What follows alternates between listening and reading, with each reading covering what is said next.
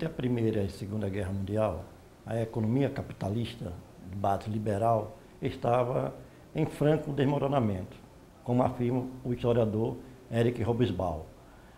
As contradições do sistema crescem, a disputa entre capital e capital, entre os imperialistas e a luta de classe, a pressão da classe trabalhadora cresce, principalmente influenciado pela Revolução Russa de 1917. Então, esses conflitos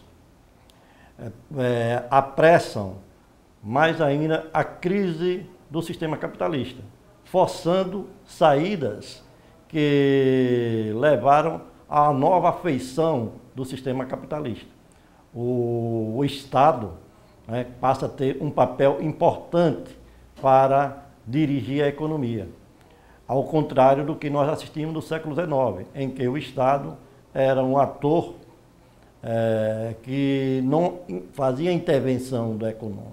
Nós vamos assistir estados intervencionistas, como no caso do Hitler, do nazismo, do fascismo. No Brasil, exemplo, Getúlio Vargas, que o Estado brasileiro vai intervir no econômico. Então, mudando as relações entre a política e a economia. Cada vez mais a política ditando as atividades e as prioridades da economia, do capitalismo. O pacto Hitler e Stalin, poderia dizer assim, que a nível mundial esfriou e criou uma confusão no movimento comunista, porque o movimento comunista mundial, internacional, defendia a tese de o nazismo ser um ato violento, principalmente para derrotar os movimentos de esquerda. E isso nós assistimos na Alemanha. Foi o movimento nazista que eliminou liderança como Rosa Luxemburgo.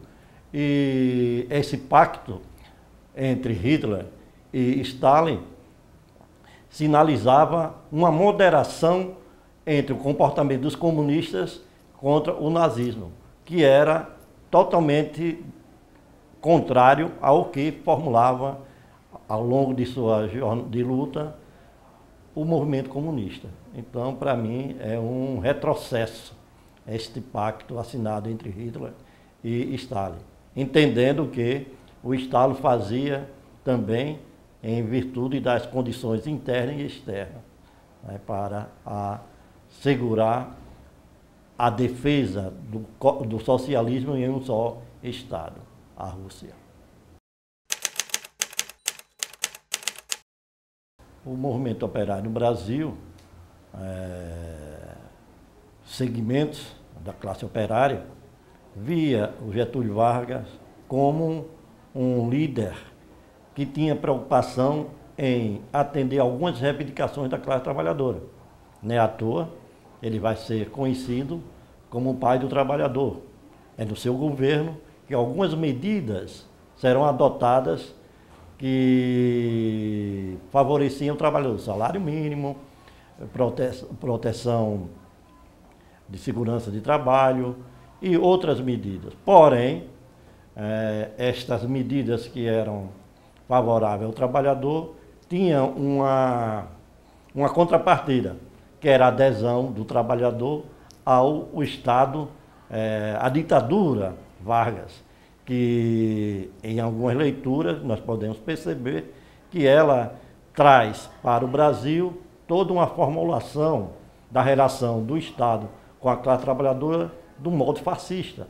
A Carta de Lavoro, elaborada pelos fascistas italianos, é incorporada a algumas atividades do Estado brasileiro varguista.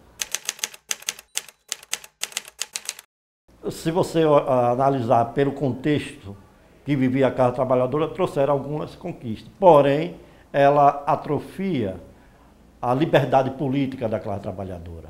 Porque na visão do Estado varguista, a organização trabalhista devia ser um apêndice do Estado.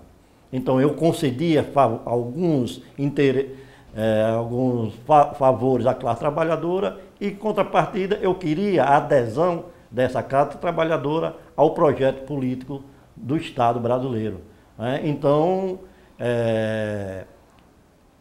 castrava um pouco a liberdade do movimento trabalhista, na medida que tem que ser um apêndice. A intervenção vai ser de manhã, vai coincidir com a criação de vários sindicatos em Sergipe, mostrando, e a criação desses sindicatos terá um apoio do interventor, mostrando que era uma política do Estado brasileiro, que vai ser colocada em Sergipe, também apoiar a organização trabalhadora. Claro que essa organização deve estar atrelada aos objetivos do Estado. É na década de 30 que serão criados diversos sindicatos, mais de 30, mais ou menos, sindicatos serão criados em Sergipe.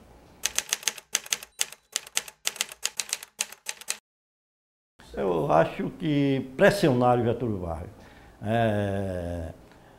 leitura de alguns historiadores em relação a Getúlio Vargas, acusam ele de ser simpático ao nazifascismo, principalmente ao fascismo de Mussolini. E dizem que se não fosse o crescimento da mobilização internacional e nacional contra o fascismo, ele teria adotado. E esse crescimento de mobilização vai ser ampliada com os torpedeamentos dos navios brasileiros. Começam a criar uma indignação na sociedade brasileira, porque os mortos não são mais na Europa, estão aqui no continente americano e nas costas do Brasil e em Sergipe. Nós temos casos aqui de perseguições de italianos, porque a revolta da população era grande. Acusa a família de italianos de ser um partidário do nazismo, fascismo, e é tido como traidores. Então, o torpedeamento dos navios por submarino do eixo, eu acho que contribuíram para que Getúlio Vargas tomasse uma posição favorável à ida do exército brasileiro para lutar na Europa contra os nazistas.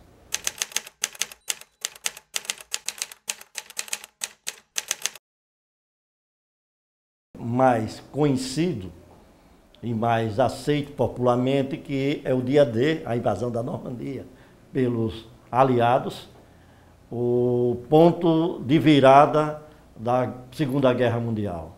Porém, estudos atuais têm demonstrado que o ponto de virada foi a derrota dos nazistas em Stalingrado e o avanço das tropas soviéticas em direção ao centro do domínio de Hitler.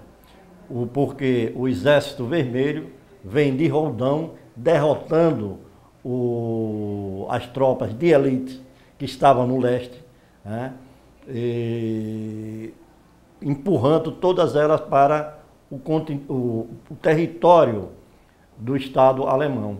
E isso vai acontecer. E vem numa violência muito grande, porque os alemães, ao invadirem os territórios do leste da Rússia, fizeram massacres. E também o espírito soviético que vinha para ocupar as terras do nazista, derrotar os nazistas, vinha também com um espírito de revanche. Claro que há uma importância da invasão da Normandia, mas não como a derrota em Stalingrado sofrida pelos nazistas. Porque, para mim, este é o ponto que muda a lógica da guerra e muda favorecendo, melhor dizendo, as forças contra o nazismo. A economia em Sergipe naquele momento, como é que foi? A economia sergipana era uma economia ainda de base agrícola, baseada fortemente no açúcar, e sofre, que é um produto de exportação, vai sofrer com a Segunda Guerra Mundial, com o período de guerra, porque os mercados que ela é dirigida estão impedidos. Claro que a economia do açúcar do Sergipe não ia intensamente para o exterior, mas isso, na competição do açúcar brasileiro, ficava em segundo lugar, porque por causa da qualidade, falta de estrutura para exportação, falta de um porto, tudo isso prejudicava a economia sergipana. É fruto do acaso. Bases alemães distantes, né? Então o torpedeamento das costas do litoral sergipano, ao meu ver, foi por acaso, não tem nada específico, porque se fosse com objetivo mais danoso, não seria nas costas do Sergipe, seria em outros pontos, São Paulo, Rio, mas ficava mais distante, né? Mais distante. E repare no mapa, as costas do Nordeste, ela faz uma aproximação com a África e a Europa. E o sul do país está mais distante. Então, a escala da navegação de guerra alemã não podia se afastar muito de suas bases. Por isso, acho que Sergipe.